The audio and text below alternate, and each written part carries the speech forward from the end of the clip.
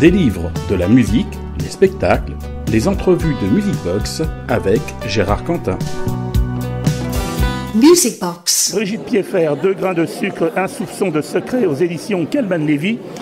Très jolie couverture du livre, mais il n'y a pas que la couverture bien sûr, qui va nous parler de cuisine, de pâtisserie plus exactement, sous Louis XIII.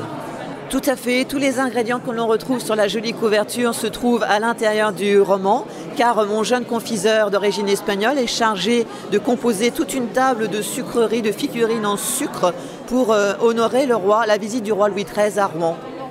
Alors, l'importance de la cuisine à cette époque. Alors on est à la fois dans le négoce du sucre, à la fois la raffinerie et la confiserie, et effectivement les produits finis sont très colorés, sont de la marmelade d'orange dans des confituriers en verre, du sucre rosa, du sucre violet, beaucoup de couleurs pour capter l'attention des personnes auxquelles on veut offrir ce produit de luxe à l'époque au XVIIe siècle. Alors il y a un suspense parce que le pâtissier attend une cargaison de sucre et qui n'arrive pas. Oui, tout à fait. Sa cargaison n'arrive pas, elle arrive mal en point parce que comme il est jeune et d'origine étrangère, les commerçants rouennais trouvent qu'on lui ait attribué ce marché est un peu une concurrence déloyale, donc ils vont tout faire pour ruiner sa carrière en fait.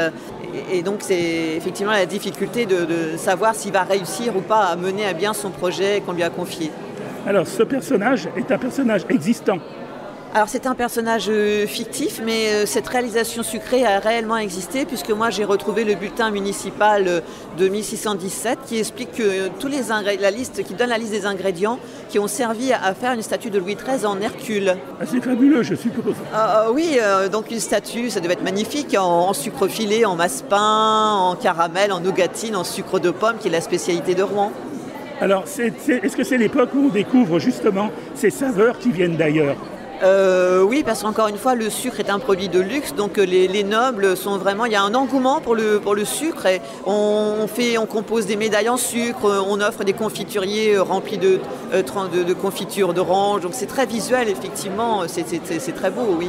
Et à cette époque, à Rouen, le marché du sucre est détenu par des marchands espagnols d'origine marane, ce qu'on appelle les maranes, donc qui sont venus se réfugier à Rouen à la suite de poursuites faites par l'Inquisition espagnole.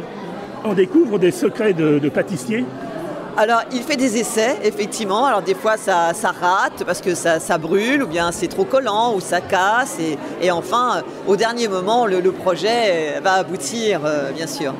Merci Brigitte Pieffert, 2 grains de sucre, un soupçon de secret aux éditions Calman Levy. Donc écoutez, ce livre, il est délicieux et on ne prend pas de poids avec. Ah non, du tout, mais on a vraiment envie de croquer dans des gourmandises et dans la gourmandise de la lecture, on n'a pas besoin de se modérer.